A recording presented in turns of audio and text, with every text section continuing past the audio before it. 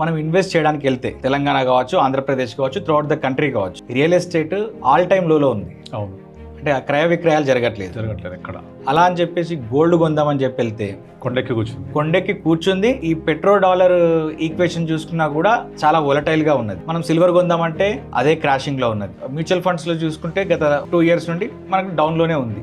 ఇటు real estate, అటు mutual funds, stock market, gold, silver, మరి ఎక్కడ ఇన్వెస్ట్ చేయాలి? దీన్ని ఎట్లా చెప్తారు యాజ్ ఎ ఫైనాన్షియల్ అనలిస్ట్ గా మీరు? నేను ఏ ఇన్వెస్ట్మెంట్ నాకు సేఫ్ హెవెన్గా ఫీల్ అవ్వాలి అనుకుంటే అదొకటే స్ట్రైట్ ఆన్సర్. ఏ ఇన్వెస్ట్మెంట్ చేసినా కూడా ఆ ఇన్వెస్ట్మెంట్ యొక్క నేచర్ సెక్లికాలిటీగా ఉంటుంది. అప్ అండ్ డౌన్, పడడం లేవడం, పెరగడం తగ్గడం దాని యొక్క నేచర్. అయితే మనమేం చేయాలి అంటే మీ ప్రతి ఇన్వెస్ట్మెంట్ కూడా మీ గోల్కి అసైన్ చేసుకోండి.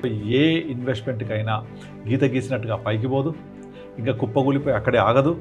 సైక్లికల్ నేచర్ అనేది ప్రతి ఇన్వెస్ట్మెంట్కి దాని యొక్క అంతర్లీన స్వభావం అది. ఆ స్వభావాన్ని మనం అర్థం చేసుకొని మన గోల్ ఏంటి, నీడ్ ఏంటి, రిక్వైర్మెంట్ ఏంటి, ఆ ప్రకారంగా అసైన్ చేసుకోవాలని.